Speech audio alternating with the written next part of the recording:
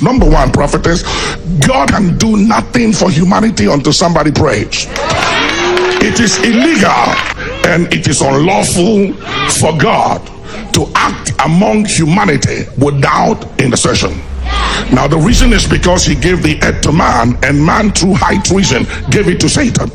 So Satan, 2 Corinthians 4:4, is the God of this world. That explains all the mess going on. That's why you have atheists, people who don't believe in God. And the reason why they don't believe in God, they are sick and tired of hearing just God is a good God, God is a good God, and hearing all this good preaching and see people dying of cancer, seeing young women, young men dying, leaving their kids without being cared for, and then they keep on hearing the same preacher saying God is good and God is a good God. Atheists are not going to get saved because we preach good and we witness. You don't witness to atheists. They must see power. When they see power, that settles the controversy. This is the day of Elijah and the day of Mount Carmel. It's let the God that answer by fire be God, or let's forget this then. Because if we can't demonstrate, you see, a good lawyer, prophetess, that not win his case in court because he's good with the law and because he's articulate. But a good lawyer wins his case by backing his argument with evidence. Now the gospel must have evidence, and the evidence of the gospel is signs, wonders, and miracles.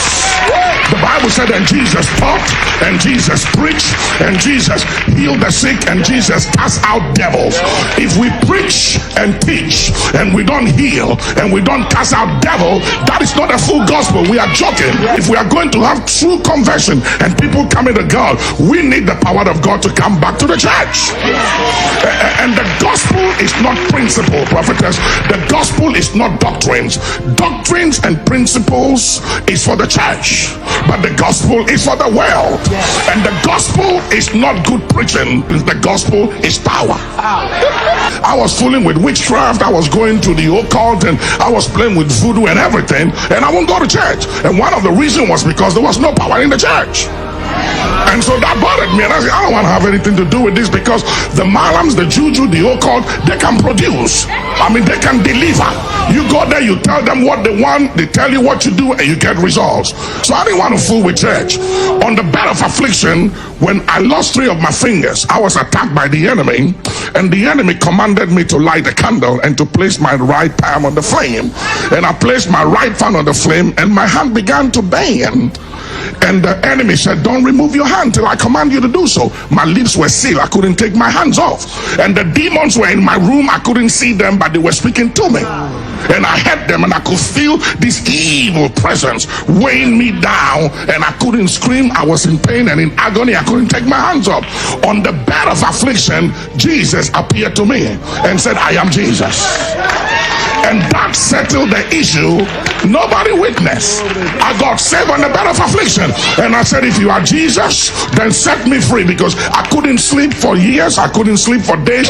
The enemy wanted me. He was out to kill me. And he said, I will set you free under one condition, that you will preach and witness of my power to the nations.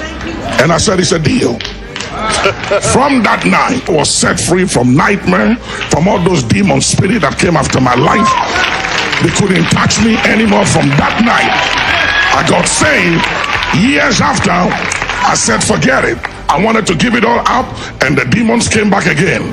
And Jesus appeared to me and said, we made a deal. You said you serve me.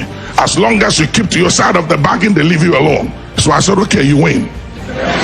You got to understand, folks, it is impossible and it is illegal for God to do anything for nations, for communities, for churches, for humanity until somebody prays.